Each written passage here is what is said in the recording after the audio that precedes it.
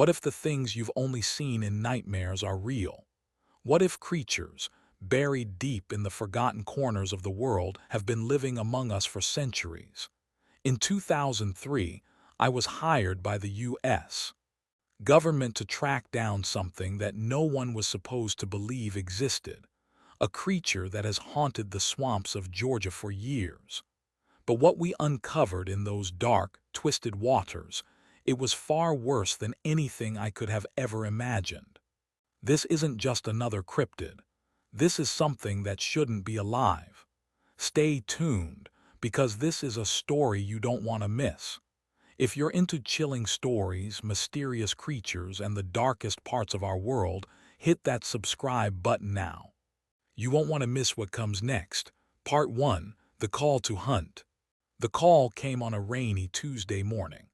I had just finished my coffee, the warm steam still rising from the cup as I sat on the porch, listening to the drumming of the rain on the roof. The quiet had always been comforting to me, like nature was wrapping me in a blanket of solitude. That was, until the government agent's voice crackled through the phone, pulling me into a world I never thought I'd enter. "Reese," the voice on the other end said, low and urgent. "We need you for a job. It's different this time." I had worked with government agencies before, hunting down dangerous wildlife, tracking down rogue animals that had wandered too far from their natural habitats. But this was something else entirely. "What's the situation?" I asked, not fully expecting to be prepared for what he was about to say. The agent sighed, his voice a little shaky, like he was weighing his words carefully. "A series of disappearances near the Okefenokee Swamp, right on the Georgia-Florida border. We've lost hikers, campers, even a couple of local hunters. Authorities can't explain it, and it's been going on for months now. We need you to track down what's causing it." I ran a hand through my hair, still half dazed from the sudden interruption. "What exactly are we hunting here?"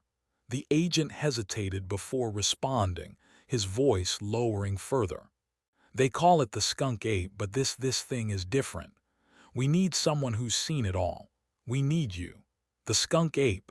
I'd heard the legends, locals talked about it like it was just another myth, a Bigfoot-type creature that was more folklore than fact. But the way the agent said it, with that tremble in his voice, told me this was no ordinary job.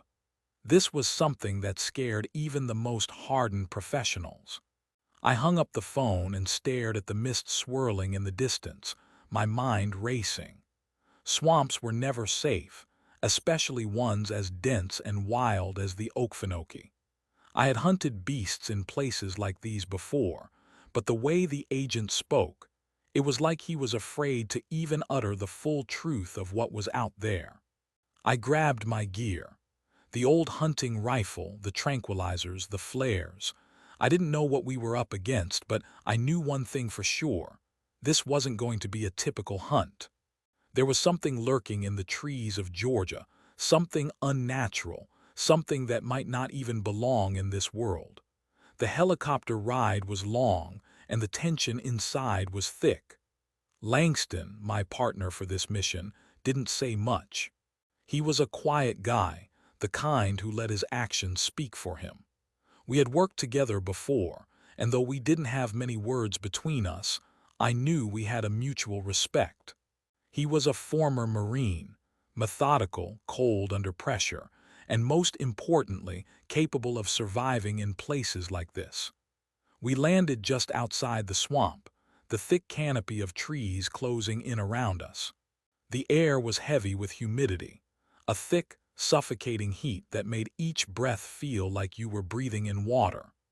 The only sound was the buzzing of insects and the distant croak of frogs, a constant reminder that we were in the wildest part of Georgia.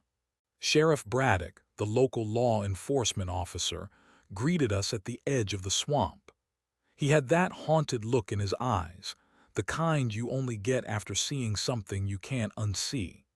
His hand was steady as he shook mine, but there was a tremor in his voice when he spoke. "You're the professionals," he said, his eyes scanning the thick trees. But I'll tell you, whatever's out here, it's not natural. It's bigger, faster, and smarter than anything I've ever encountered. Braddock led us to the last known location of the missing campers. Their tents were torn apart, shredded like paper. Blood stained the earth beneath them, too much for anyone to have walked away from. A gator might have made a mess like this, but this wasn't the work of an alligator. No animal left this kind of destruction.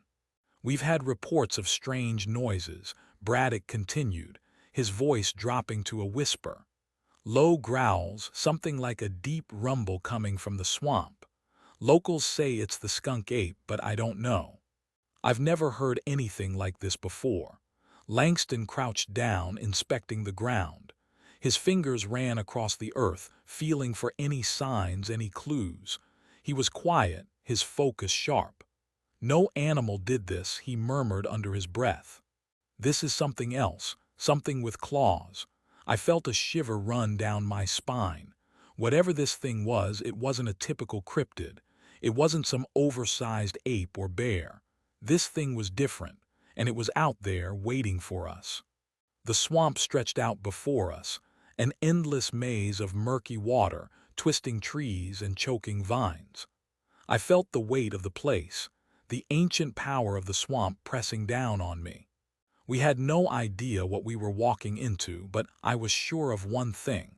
Whatever it wasn't going to go down easy. With the sun dipping low behind the trees, we stepped into the darkness of the Okefenokee swamp, weapons in hand, prepared to face something that should never have existed. The hunt was on. Part 2, the hunt begins.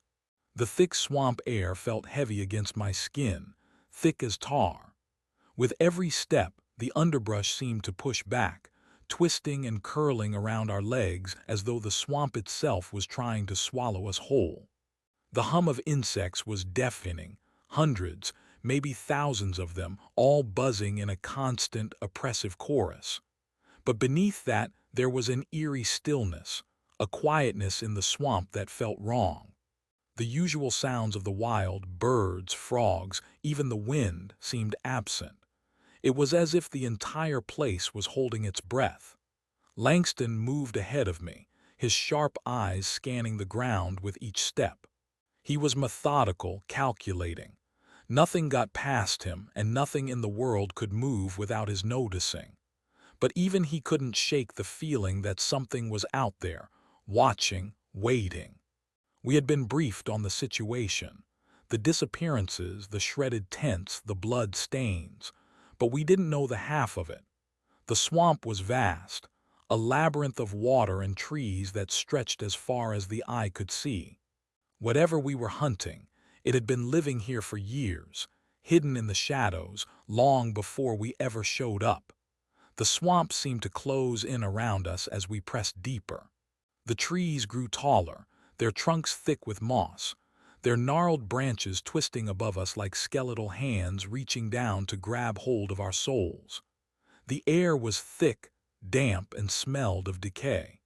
The ground beneath our feet was slick and treacherous, sucking at our boots with every step, as if the swamp itself wanted to drag us down into its depths. Then we heard it. A low rumble, distant at first like thunder rolling in from the horizon. But there was no storm on the horizon, no rain in the air. It was a deep, guttural sound, vibrating through the ground into my bones. It wasn't the kind of sound made by any animal I'd ever heard, not even a bear or a big cat. This was something else. Langston froze, his hand raised, signaling for me to stop.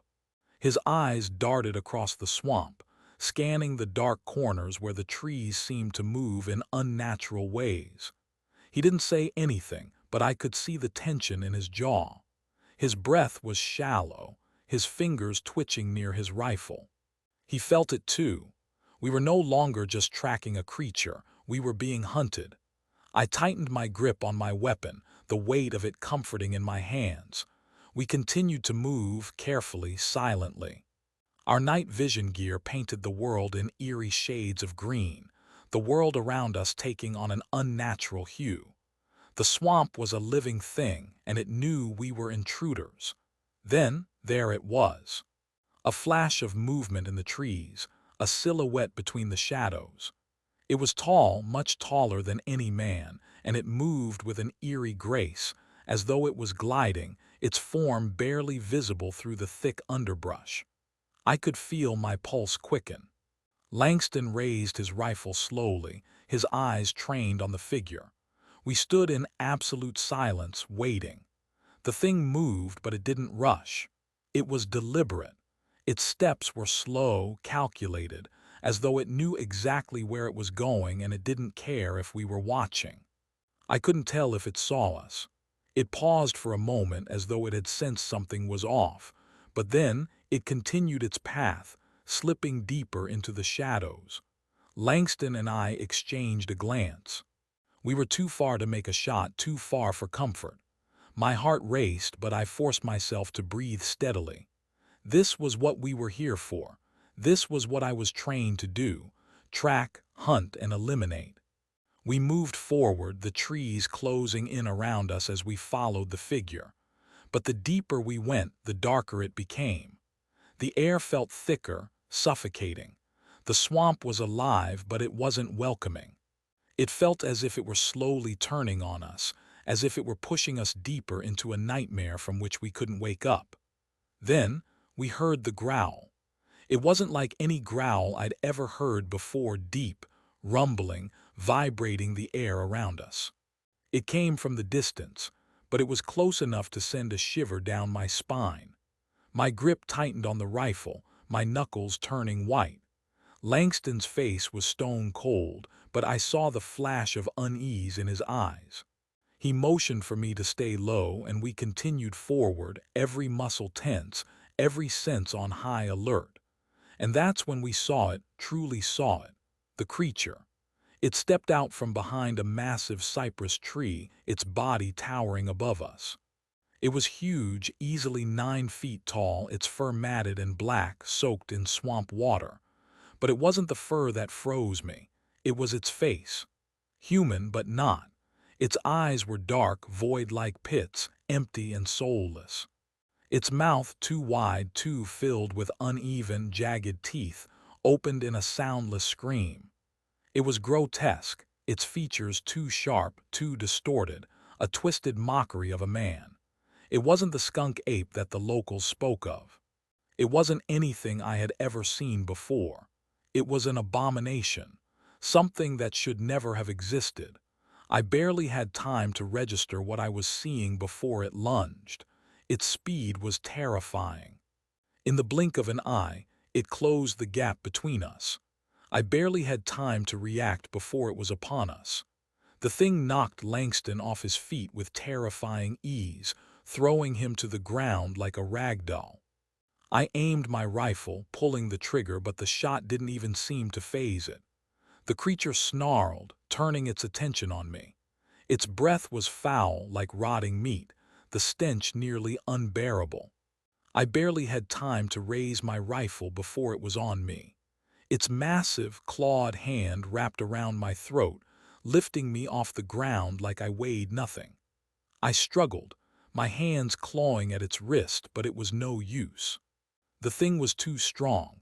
I fumbled for my sidearm, forcing the barrel into its chest and pulling the trigger. It howled, releasing its grip on me. I fell to the ground, gasping for air, my heart pounding in my ears. Langston was back on his feet, blood streaming down his face from a gash on his forehead, but he didn't hesitate. He pulled out a knife, a large military-grade combat blade, and charged at the creature, slashing at its legs. The thing staggered, roaring in pain, but it didn't go down. I didn't wait for orders. I opened fire again, this time aiming for its head. The bullets found their mark, but the creature didn't falter. It was relentless, driven by something primal, something unforgiving. Langston kept slashing, the knife finding its way into the creature's ribs. The thing screeched, its body jerking as if trying to tear itself apart from the inside. Finally, with a sickening, wet sound, Langston plunged the knife deep into its chest. The creature convulsed once, twice, before collapsing to the ground with a thud that seemed to shake the earth beneath us. We stood there panting, covered in sweat, blood, and swamp water. The creature, whatever it was dead, but it didn't feel like victory. It felt like a warning. Something darker was out there, something we hadn't seen yet. And I couldn't shake the feeling that this was only the beginning. We radioed for extraction, securing the creature's body in a reinforced cage. I didn't care to know what the scientists would find. I had seen enough. I had faced the unimaginable, and it left me with a chilling certainty. There were things out there that were never meant to exist. And as long as there were men like me, men willing to hunt them down, they would never stop haunting the world. As we climbed into the helicopter and flew back to base, I glanced at Langston. He looked just as shaken as I felt. This wasn't over. The swamp had shown us its darkest secret. And there were more secrets lurking, waiting to be discovered. The hunt had only just begun. Part 3. The Deeper Shadows. The days that followed felt like they had blurred into one endless stretch of paranoia and dread. The creature, whatever it was, had been a wake-up call. What we had seen was no longer just folklore or stories whispered among locals. It was real, and it was out there somewhere hunting. We weren't just dealing with a monster. We were dealing with something that had evolved beyond anything we understood.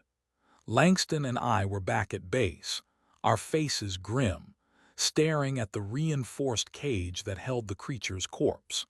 Scientists swarmed around it, poking and prodding, taking samples, trying to make sense of what we had encountered. But they wouldn't find the answers, not the ones that mattered. They would never understand the feeling of pure, primal terror that had gripped us in the heart of the swamp. The knowledge that something unnatural was lurking just beyond the edge of the light, always watching, always waiting. We were debriefed in a sterile, nondescript government facility, the air thick with the hum of fluorescent lights. But even as the higher-ups congratulated us on a job well done, I couldn't shake the feeling that there was more to this case than we'd uncovered. The creature's body was real, but there was a sickness festering in the swamp, something that we hadn't seen, something even darker. Langston was the first to voice the concern that gnawed at both of us. "This isn't over," he said, his voice low, as if speaking louder would make it all the more real. "We only scratched the surface. You felt it too, didn't you?" I nodded, staring down at the map spread out before us.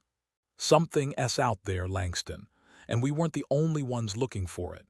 He ran a hand through his short, graying hair, his fingers trembling slightly. This wasn't a hunting creature. It wasn't just feeding. It was hunting something else. Us. A cold shiver ran down my spine as I stared at the map. The area where we had encountered the creature was just one part of a vast, untamed wilderness. The swamp seemed to stretch forever, a place where people disappeared without a trace, never to be seen again. There were whispers, rumors about things that should not be, but as Langston said, we had seen it firsthand. Whatever hunted us in that swamp, it wasn't the only thing lurking in the shadows. We were given new orders shortly after, but there was a heaviness in the air. We packed our gear, the weight of our weapons a cold reminder of what we had survived. But as we stepped outside into the bright sunlight, I couldn't shake the feeling that the real hunt was just beginning. It wasn't about bringing the creatures in anymore. It was about survival. Ours. We were headed to the Appalachian Mountains next, a place where people had disappeared over the years under strange circumstances. Hikers, campers, even the occasional local, gone without a trace. All signs pointed to something ancient, something that had been there long before civilization had crept into the region. People had spoken of the Wendigo, but those were just old stories, weren't they? Langston didn't say much on the plane ride. His usual confidence had been replaced with an unease that mirrored my own. We were two men who had seen things that most people couldn't even imagine, but this felt different. It felt like we were walking into the belly of a beast far larger than anything we could comprehend. The moment we touched down in the Appalachian foothills, the air shifted. There was something heavy in the atmosphere, a weight that seemed to press down on our shoulders. The locals avoided eye contact as we entered the small town. They had heard the stories, the disappearances, the strange happenings, the inexplicable violence that had plagued their woods for generations. But no one wanted to talk about it. Sheriff Matthews was an older man, his face weathered by years of hard living and harder truths. He led us to the edge of the forest where the latest disappearance had occurred. A young hiker named Sarah Hollingsworth, last seen 3 days ago, her body nowhere to be found. "There's something in those woods," Sheriff Matthews said, his voice rough, like the weight of the town's secrets had taken its toll on him. "Something that isn't natural. It takes people and then it makes them disappear." We followed the sheriff into the forest, the trees casting long, twisted shadows in the fading light. The woods were dense, thick with foliage, and the deeper we went, the more the air seemed to change. It grew colder, even though the temperature hadn't dropped. The ground became soft and boggy, sucking at our boots as we trudged through the underbrush. It didn't take long to find the first sign, the shredded remains of Sarah's backpack, discarded and torn as though it had been torn apart by something far too strong. But there was no blood, no trail, nothing to suggest what had happened to her. The strangest part was the silence. The usual forest sounds were absent, no chirping birds, no rustling leaves. The trees, ancient and twisted, seemed to bend inward, as though they were watching us. Langston's sharp eyes caught something in the distance. A faint, almost imperceptible movement between the trees. His hand went to his rifle and I followed suit, stepping silently beside him. The creature, or whatever it was close, and it knew we were here. We moved forward, every sense heightened as the air seemed to thicken around us. The smell of decay lingered, growing stronger with each step. The further we ventured into the woods, the darker it became. It was as if the trees themselves were swallowing the light, leaving us in an oppressive, suffocating darkness. Then we heard it, a deep guttural growl that sent a shiver of dread through my spine. It wasn't the sound of any animal I knew. It was something else, something ancient, something that had been here long before us. We were too late. The creature had already sensed us and it was hunting. Langston raised his rifle, scanning the shadows. "Stay sharp," he muttered, his voice tense. "We're not alone." Suddenly, a figure emerged from the trees. It was massive, far taller than a man, covered in matted fur, and with eyes that seemed to glow in the darkness. The creature's face was a twisted mockery of a human, with sharp, jagged teeth that seemed to stretch too far for comfort. It wasn't just a beast. It was a predator, one that had learned how to blend into the very shadows it stalked. I raised my rifle, my finger tightening around the trigger, but before I could fire, the creature lunged. It was fast, faster than anything I had ever seen. Langston fired first, but the creature didn't flinch. It swiped at him, knocking him aside like he weighed nothing. I fired shot after shot, but the creature kept coming. It didn't stop. It didn't even slow down. I emptied the magazine into it, but it felt like the bullets were useless. It was unstoppable. Then, in the blink of an eye, the creature was on me, its claws digging into my shoulder as it slammed me into the ground. The stench was unbearable, rotting flesh and stagnant water filled my nostrils. I couldn't breathe. I couldn't move. I was at its mercy, but Langston wasn't out. He scrambled to his feet, his knife in hand, and lunged at the creature. With a roar, the creature turned toward him, swiping its claws through the air. Langston was knocked back, but he didn't give up. He charged again, slashing at the creature's legs, forcing it to stagger. I couldn't think. I couldn't focus. The only thing I knew was that this creature wasn't going to stop until we were both dead. Then, in the chaos, Langston found an opening. With one last desperate thrust, he drove his knife into the creature's chest. It howled in pain, its body convulsing, and then, with a sickening crack, it collapsed to the ground. It was over, but the silence that followed felt wrong. It wasn't victory. It wasn't relief. It was just the cold, empty aftermath of something that should never have existed. The creature lay dead before us, its body still twitching, its grotesque face frozen in a twisted grimace. I knew, in that moment, that we had only just begun to scratch the surface of whatever horror had been festering in these woods for centuries. And as we turned to leave, the eerie feeling that we were still being watched, still being hunted, lingered in the back of my mind. Whatever it wasn't finished yet, not by a long shot. Part 4, Into the Abyss. The aftermath of our encounter with the creature in the Appalachian woods had left us both shaken. We didn't speak much on the way back to base, the oppressive silence hanging thick between Langston and me.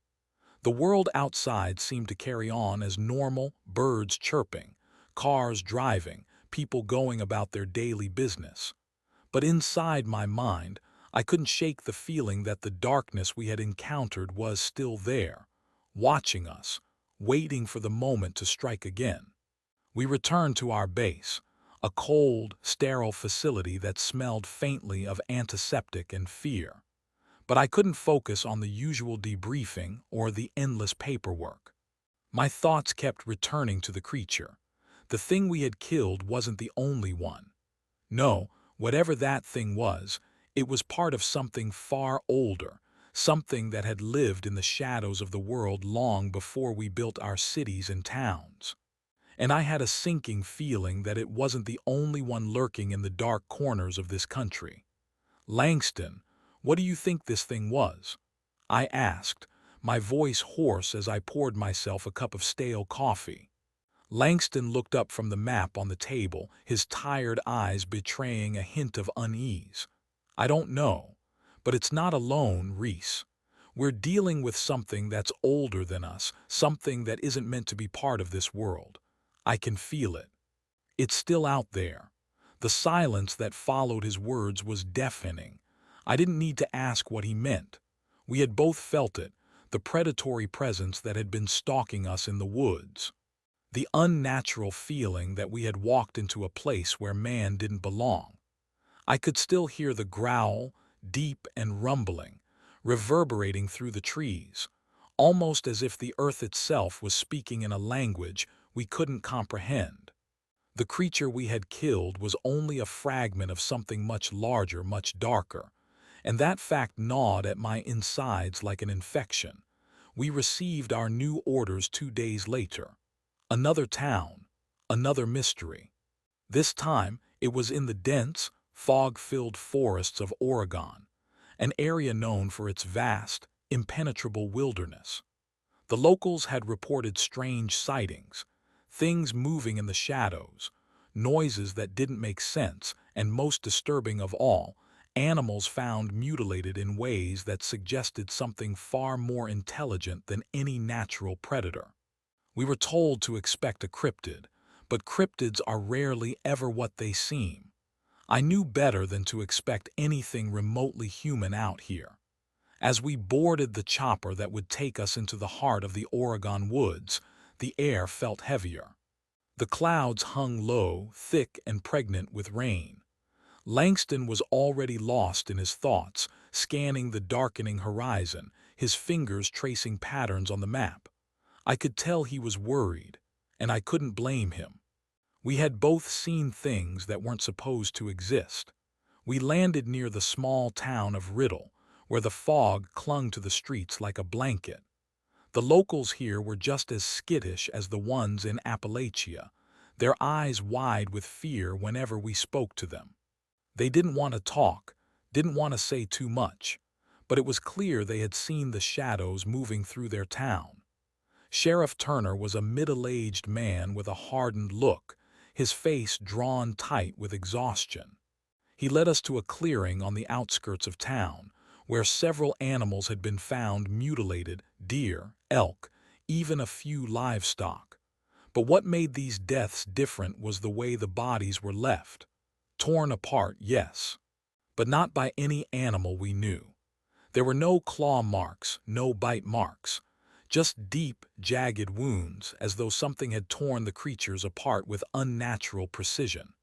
"This isn't some wild animal, gentlemen," Sheriff Turner said, his voice shaking as he gestured toward the gruesome remains of a deer. "Whatever this thing is, it knows exactly what it's doing. We didn't need much convincing. We were used to the sight of carnage, of things beyond the natural order, but this felt different. It felt like a warning. As we ventured deeper into the forest, the trees grew taller, their twisted limbs creaking in the breeze. The path was narrow, the underbrush thick and dense. The sun barely pierced the fog, casting the world around us in a sickly, diffused light. It was the kind of place where light seemed to die before it could reach the ground. The air was thick with the smell of decay, old leaves, wet moss, and something far worse. The deeper we went, the more the scent grew. It was metallic, almost nauseating. I knew what it was, but I didn't want to say it out loud. It was the same stench we had encountered in the Appalachian woods, the smell of death, of something rotting. Langston glanced at me, his expression unreadable, his hand tight around the grip of his rifle. "You smell that?" he asked quietly. I nodded, swallowing hard. "It's here. Whatever it is, it's close." We continued on, our pace quickening, the fog growing thicker around us. Every snap of a twig, every rustle in the underbrush made us jump, but there was nothing, no movement, no sounds. It was as if the forest itself was holding its breath. Then we heard it, a low growl echoing through the trees. It wasn't an animal's growl. It was something far deeper, primal. It was a sound that vibrated through the bones, something that spoke of ancient hunger. Langston's eyes narrowed and he held up his hand, signaling for us to stop. The growl came again, closer this time, almost as if it were circling us. We stayed still, weapons at the ready, scanning the trees. Out of the mist, a figure emerged. It was tall, too tall to be human, its body draped in matted fur, its eyes glowing with a sickly, unnatural light. It moved with an eerie grace, gliding through the fog, its long limbs moving in a way that shouldn't have been possible. And its face, oh God, its face. It was a grotesque combination of man and beast, a mask of sharp teeth, bloodshot eyes, and a twisted mouth that seemed to stretch far too wide. I felt the blood drain from my face as it locked eyes with me. Its gaze was primal, animalistic. It wasn't just hunting us, it was savoring the moment. Before I could react, the creature lunged, faster than I had ever seen anything move. Its claws slashed through the air with terrifying speed, the stench of decay overwhelming. I barely had time to aim before it was on us. Langston fired first, but the creature didn't flinch. It didn't even slow down. It swiped at him, sending him crashing into the trees. I could hear the sickening crack of bone as he hit the ground. I fired into the thing's chest, but the bullets didn't seem to matter. It kept coming, its mouth opening wide, revealing rows of jagged teeth. I had never been so close to death before, but it wasn't just the creature we had to worry about. There was something else in the woods. Something that wasn't ready to show itself. Suddenly, I heard the unmistakable sound of something moving behind us. We weren't alone. Part 5. The Chase in the Fog. The air was thick with terror, the kind of fear that clings to your skin and seeps into your bones. My heart pounded in my chest as the creature's unnatural growl echoed through the fog. It was no longer a distant sound. Now it was all around us, vibrating in the very ground beneath our feet. My rifle felt like a weight I couldn't lift, my hands trembling as I tried to steady it. But nothing could steady my nerves. Not the gun, not the cold, and certainly not the creeping realization that this thing was unlike anything we had ever encountered. Langston, who had been thrown against the trees, groaned as he pushed himself to his knees, blood trickling from a gash on his forehead. His movements were slow, but his eyes were still sharp, still determined. I barely had time to check on him before the creature surged forward again, moving with a terrifying speed. I fired first, aiming for its chest, but the bullets didn't seem to faze it. The creature didn't even flinch. It was like trying to stop a freight train with a stone. Its long, sinewy limbs stretched out as it leaped toward me. Its claws, so sharp and terrifyingly large, reached for my throat. I barely managed to dodge in time, rolling out of its path just as its claws scraped the air where my head had been. The ground was slick with mud, my feet slipping as I struggled to get back to my feet. The creature hissed, a horrible guttural sound, as it turned its head to face me again.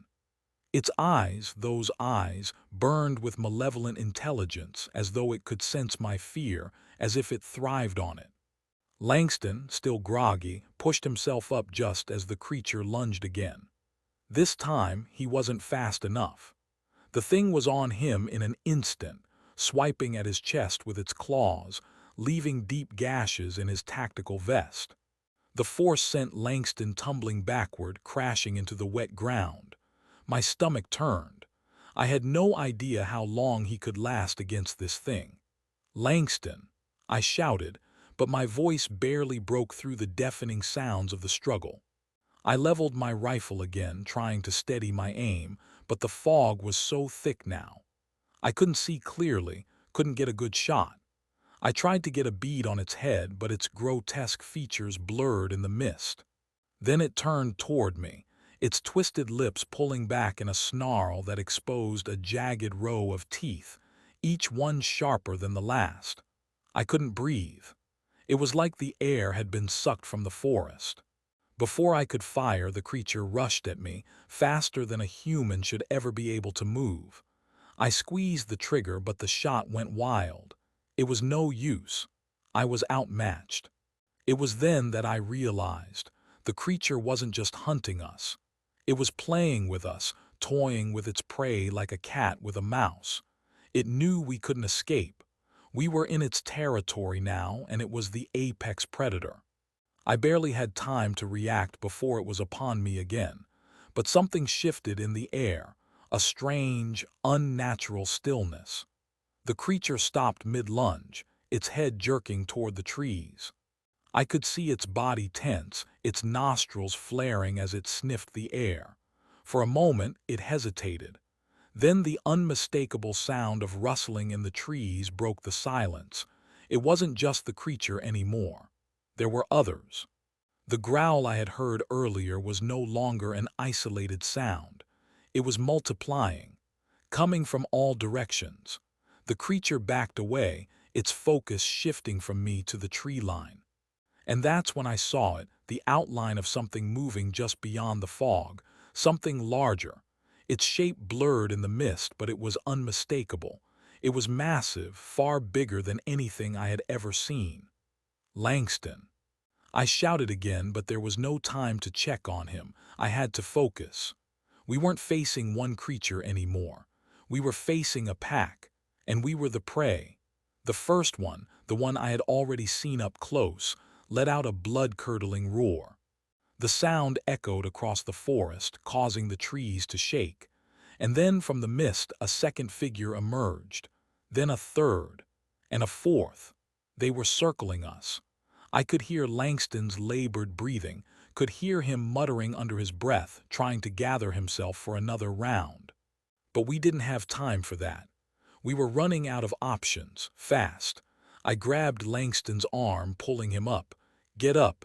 We need to move now," but Langston didn't respond immediately.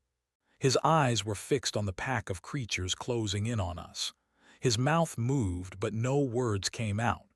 Then, with a sudden burst of energy, he pulled free of my grip and stumbled to his feet. "Run," he croaked, his voice hoarse and ragged. "Just run."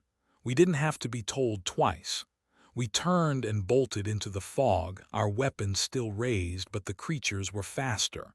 They were already on our heels. The ground beneath our feet turned to mush as we crashed through the underbrush, the heavy fog obscuring our vision, the creatures' growls growing louder with every step. I could hear them closing in, hear their claws scraping against the dirt, feel the tremors as they moved. They were faster than we were, and with every passing second I felt the walls closing in on us. Then the trees parted ahead, revealing a small clearing. In the center of the clearing was a creek, its dark, stagnant water winding through the forest like a serpent. I didn't hesitate. Without a word, I ran straight toward it, jumping into the freezing water without a second thought. Langston followed me, his breath ragged, his face pale. We scrambled across the creek, trying to put as much distance between ourselves and the creatures. The water slowed our movement, but the creatures didn't seem to care. They followed, their growls echoing louder with each passing moment. We reached the other side, but there was no escape. We were cornered. There was a sudden burst of movement from behind us. One of the creatures had broken through the trees and was heading straight for us, its eyes gleaming with hunger. And that's when the ground beneath us gave way. Part 6. The Depths of Despair. The ground beneath our feet crumbled, and before I could even register what was happening, I found myself slipping, plunging into darkness. I reached out instinctively, trying to grab onto something, anything, but it was too late. The earth swallowed me whole. I tumbled through the darkness, disoriented, my body slamming against the jagged rocks and unseen roots. The air in my lungs screamed for release, but there was no time to breathe, no time to think. The cold, biting water below me rushed up like a hungry mouth, ready to devour me. And then, with a deafening splash, I was submerged. The shock of the water's coldness hit me like 1,000 needles. My vision blurred as I flailed desperately, trying to push myself back to the surface. The world above me seemed a distant memory, swallowed by the murkiness of the creek. The only thing I could feel was the weight of the water pulling me under, dragging me deeper into the unknown. I couldn't see Langston. The last time I'd glimpsed him, he was right behind me, but the darkness was swallowing everything whole now, every sound muffled by the rushing water, every light extinguished by the relentless fog. I felt my heart race, panic settling in my chest like a heavy stone. Just as I thought I was going to drown, I felt something grab my wrist, something cold but strong. For a moment I thought it was one of the creatures, but the grip was too familiar. "Langston," I gasped, but the words barely made it past my lips. My breath came in ragged gasps as he pulled me through the water, his hand firm on my arm. He wasn't saying anything, but the urgency in his movement spoke volumes. He was alive. We were alive. I broke the surface with a gasp, gulping down air, my lungs screaming for relief. The mist still clung to everything around us, but the water was darker here, darker than it should have been, almost black in the half-light. We weren't near the edge of the creek anymore. We were deep in it, carried far from where we had fallen. And something about this place felt wrong. "Langston," I said again, my voice trembling. "What the hell is going on?" But Langston didn't answer. His eyes, wide with fear, were locked on something beyond me, something in the mist. I turned quickly but saw nothing at first. Only the swirling fog, thick and relentless. It was like the swamp was alive, breathing, watching us. The trees above us loomed like silent sentinels, their twisted forms reaching down toward us, fingers outstretched. I didn't have to wait long for the true horror to reveal itself. There, barely visible in the distance, was a shape.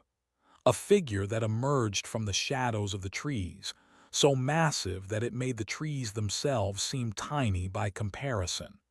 I couldn't even comprehend the scale of it at first. It didn't seem like anything that belonged in this world. It was a grotesque silhouette, hunched low to the ground, moving in unnatural, jerky motions. My heart stopped. I froze.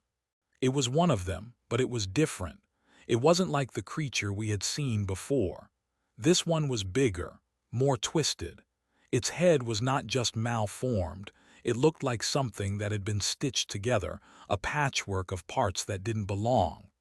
Its eyes, if they could be called eyes, were hollow sockets, as though something had gouged out all the life and replaced it with emptiness.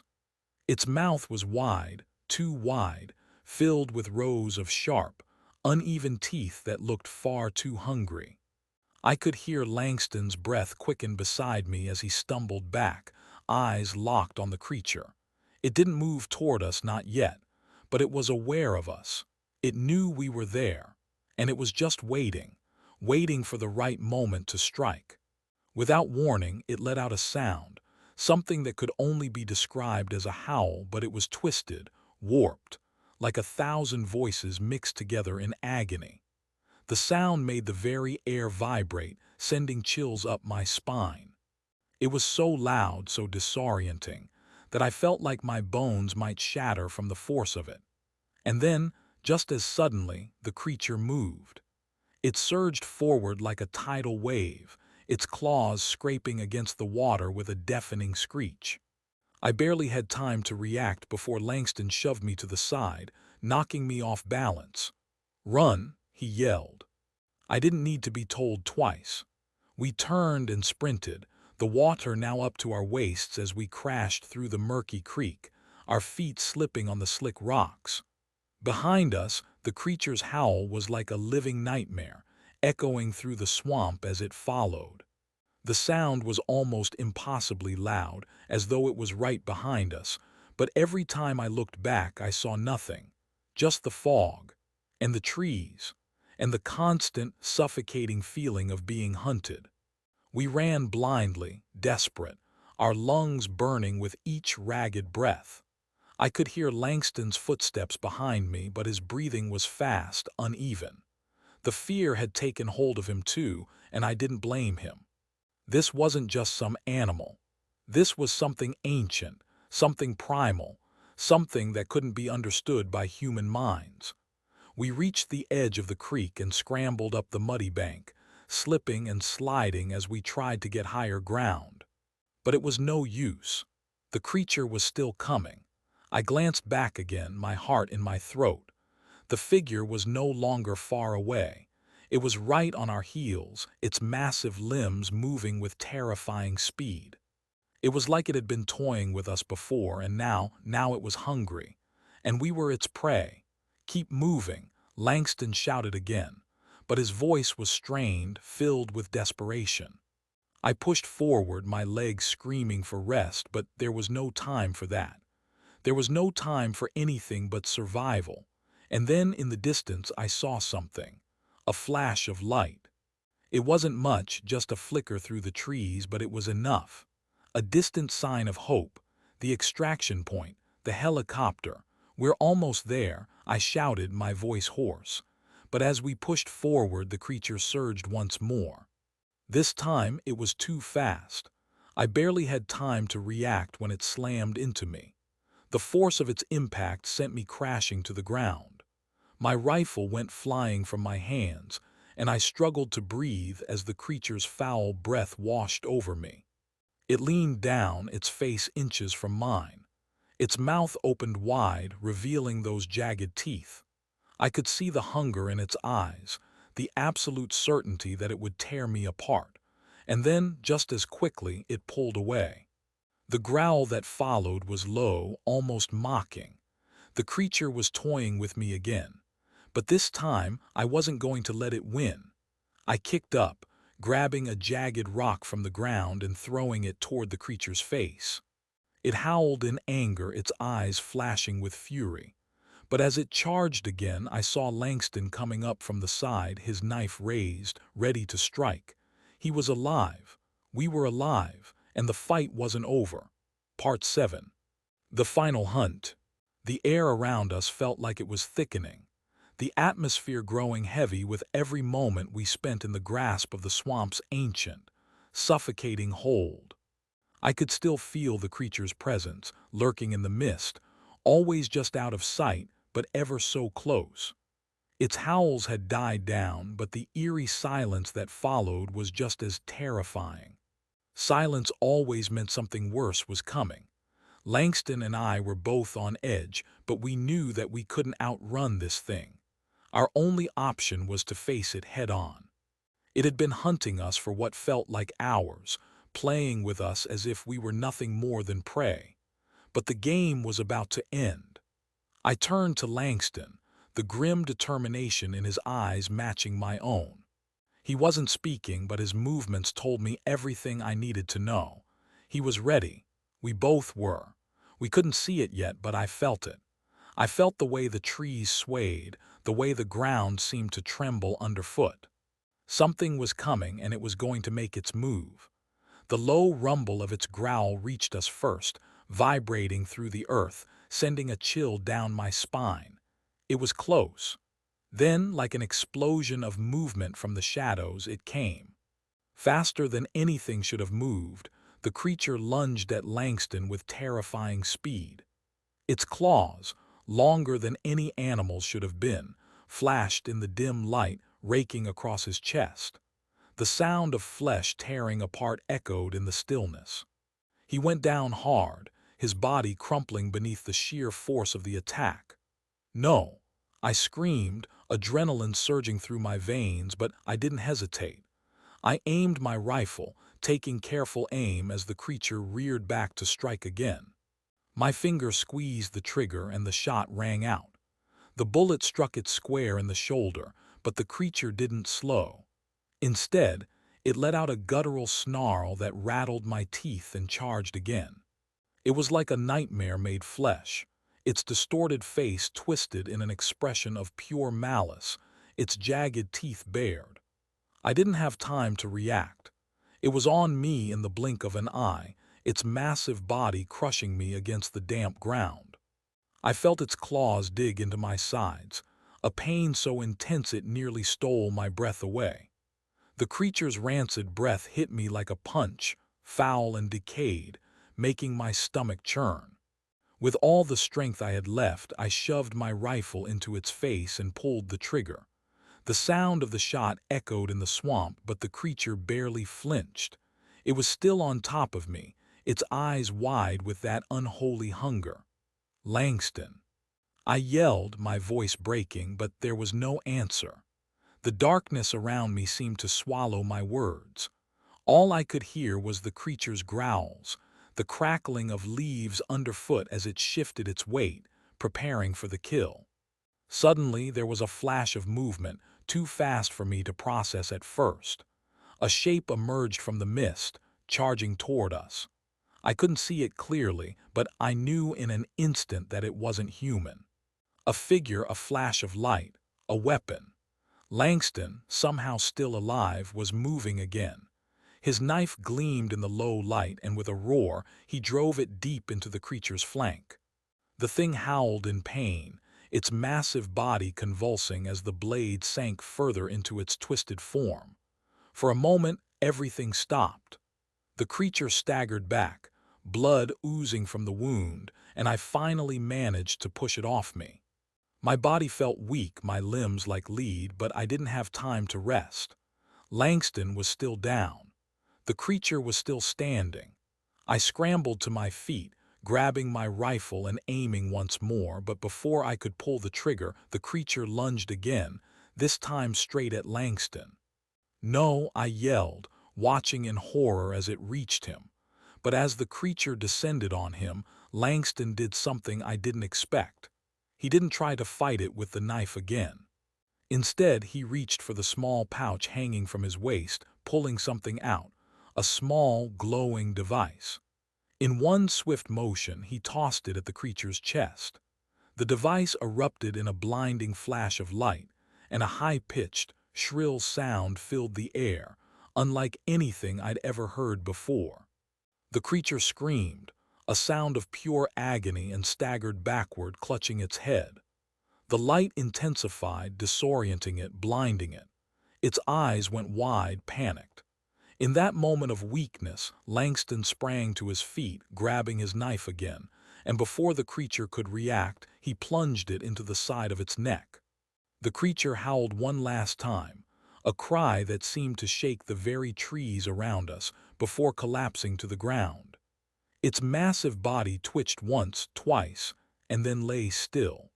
We stood there in stunned silence, our chests heaving as we caught our breath. The creature was dead. It was over. But even as I looked down at the fallen beast, the weight of what had just happened pressed heavily on me. This wasn't just some animal, it wasn't just a cryptid. It was something older, something far more terrifying than anything I could have imagined. And there was more. There had to be more. The government knew this. Langston knew this. Is it dead? I managed to choke out, my voice hoarse with exhaustion. Langston nodded slowly, wiping blood from his face. He didn't speak for a long time. He didn't need to. He was thinking the same thing I was. This was only the beginning. The end of one hunt meant the beginning of another. But for now, we had survived. Part 8, The Whisper in the Dark. The weight of the night pressed down on us like a suffocating shroud. Every rustle of the trees, every creak of the branches, felt like a whisper from something ancient, something malevolent. It was almost as if the very land around us had become sentient, watching, listening, and waiting for us to make a mistake. We had come to the heart of the swamp, deeper than anyone had dared venture in years. The air was thick, humid, and putrid, carrying the scent of decay, like the bones of the earth itself were rotting beneath us. The moon barely broke through the canopy, casting shadows that seemed to stretch and twist unnaturally, like fingers reaching out to claim us. Langston moved silently beside me, his rifle ready but his eyes scanning the darkness with a level of caution I hadn't seen before.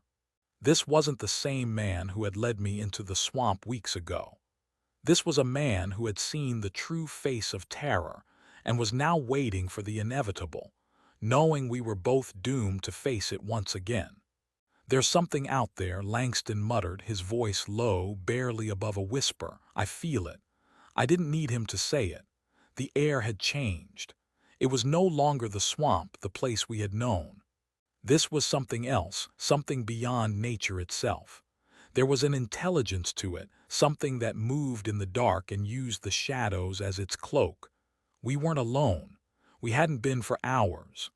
It wasn't until we reached the clearing that we saw it, or rather, what was left of it. The creature we had been tracking, the one that had led us into this nightmare, was now nothing more than a broken, mangled carcass. But something was wrong. It didn't look dead, not entirely. Its body was still twitching, its elongated limbs jerking spasmodically as though trying to rid itself of something that wasn't quite finished with it yet. The dark, glistening flesh of the creature was beginning to rot, but the wounds were unnatural, almost surgical, like something had dissected it piece by piece, keeping it alive just enough to make it suffer. I froze, my breath caught in my throat. The air around me seemed to hum with a low frequency, a vibration that rattled my teeth. The hair on the back of my neck stood on end. Langston's fingers tightened around the rifle, and I could see the fear in his eyes, the same fear I was trying desperately to hide from myself. "Stay back," he whispered. I didn't need telling twice. My pulse hammered in my ears, and every instinct screamed for me to run, to get out of this cursed place before it consumed us both. But it was too late. The sound, so deep and guttural that it felt like it came from the very earth itself, rumbled through the air. The ground beneath us trembled and the trees shook as if caught in an unseen storm. Then came the figure from the darkness, a silhouette in the moonlight. It was tall, impossibly tall, like something from the depths of a nightmare. Its shape shifted with the wind, bending and undulating, as if it was made of shadows and fear itself. Langston fired. The shot rang out, echoing through the swamp like a cry of defiance against the unknown. The creature howled in pain, a horrific sound that sent ripples of terror through my entire being. The ground beneath us shifted, and the thing rushed forward with inhuman speed, its movements erratic, like it was as much a part of the night as the shadows it hid within. I barely had time to react. A massive clawed hand swiped at me, its nails scraping across the surface of the earth, leaving deep gouges in the soil. I stumbled back, falling, my heart racing with adrenaline, but before I could gather my wits, the creature was on me. I could smell it, rotting flesh and something even worse, something almost unnatural. Its face was half human, half monster, and the eyes, those eyes burned with a terrible hunger. They were not the eyes of a mere animal. No, these were eyes that had seen countless centuries pass, eyes that had witnessed horrors that no man could ever dream of. I screamed, my voice lost in the creature's terrible growl. But Langston wasn't far behind. He tackled the creature with a desperate strength that seemed to defy his own exhaustion. The rifle went off, and with another shot, the creature howled once again. But this time, it didn't recoil. Instead, it leaned into the blow, its eyes fixed on me as it raised a clawed hand to deliver the killing blow. In that instant, I thought of nothing. Nothing except the fear that had been building in me for hours. But then, as if by some miracle, something shifted in the creature's gaze, something dark and ancient, and it hesitated. I didn't wait for it to change its mind. I scrambled to my feet, lunging for the rifle. I couldn't miss again. This was our last chance, and I wasn't going to let this thing walk away from us. I fired. The creature let out a roar, its body jerking violently. For a brief moment, it seemed to collapse under the weight of the shot, but then it stood again, towering over us like some dark deity, its features flickering in and out of the shadows, changing, twisting, becoming something else entirely. That's when I realized the truth. We hadn't been hunting it at all. It had been hunting us all along. It had wanted us to find it, and now we were its prey. Langston's scream filled the night, followed by a sickening sound of something snapping, bones perhaps.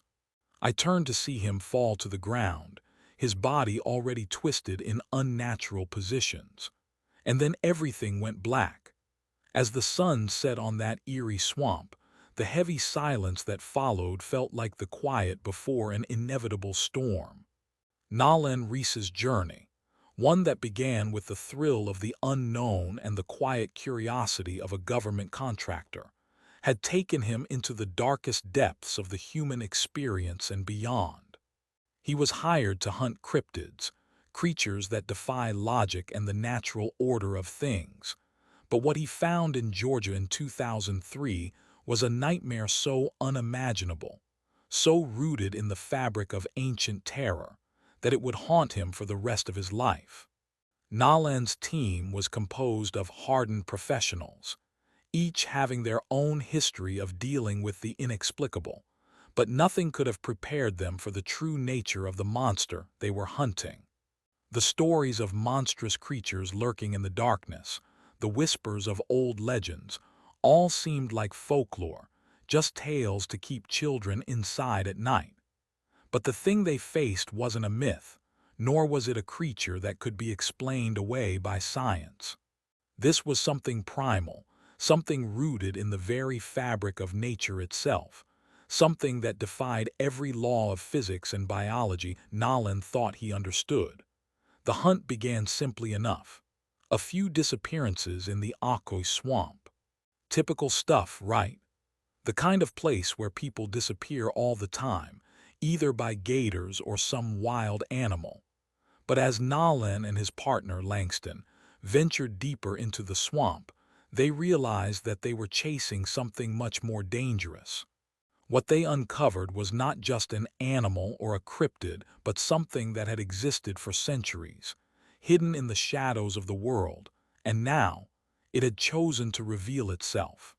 As Nalin and Langston fought their way through the swamp's haunting landscape, their own survival instincts began to clash with the eerie quiet that surrounded them.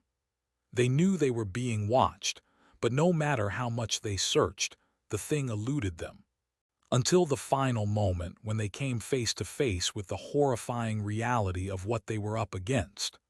The creature was not just big and terrifying. It was intelligent, aware of their every move, and its purpose wasn't just to kill. It was to torment, to scare, to drive them to the edge of madness. The moment of truth came when they encountered the creature in its lair.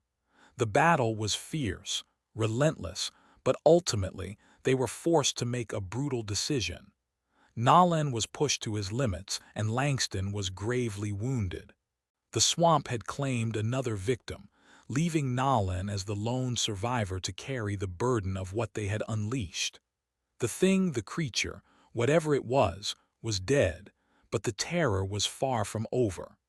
As Nalin looked at the lifeless body, he knew that what they had faced was only the beginning.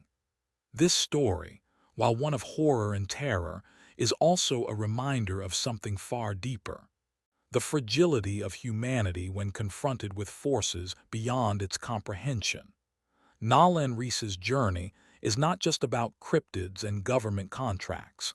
It is about the lengths one can go to when forced to face the unimaginable. The horror that Nalin experienced wasn't just the creature in the swamp.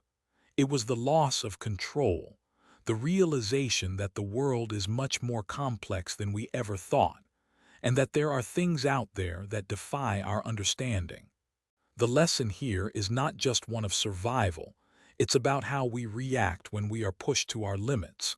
How do we cope with the unknown? How do we handle the things that are beyond our understanding? When faced with something we can't control, we must rely on our instincts, our intelligence, and our strength of character to guide us through. Just like Nalin, we might not always have all the answers, but it's our resilience, our will to survive, and our ability to adapt to the situation at hand that will determine our fate. In today's world, we often encounter situations that feel beyond our control. Whether it's the overwhelming challenges of daily life, the unpredictability of the future, or the unforeseen obstacles that come our way, the lesson from Nalin's story is clear. When you are faced with the unknown, you must confront it head-on. You must not shy away from fear but use it as a tool to drive you forward. The swamp may be dark, and the creatures that lurk within it may be terrifying, but it is in that darkness where we often find our true strength. In our everyday lives, there will always be things that seem impossible to understand, obstacles that feel insurmountable, and fears that hold us back. But like Nalin, we must not let these things paralyze us. We must continue to move forward, step by step, even when it seems like the world is closing in on us. The only way to conquer the darkness is to face it with unwavering courage, just as Nalin did when he looked the creature in the eye. To everyone watching, remember that we each have the ability to navigate the unknown, to step into the terrifying situations of life, and to come out stronger on the other side. Just like Nalin Reese, you have the power to confront your fears, to adapt, and to emerge victorious, even when the odds seem impossible. If you've enjoyed this thrilling, dark, and mysterious journey, please consider subscribing to our channel. Your support keeps us motivated to bring you more spine-chilling stories and content that will keep you on the edge of your seat. Don't miss out on what's to come. Subscribe now and stay tuned for more terrifying tales, because there's always something lurking just beyond the horizon. Until next time, stay curious, stay brave, and always watch your back.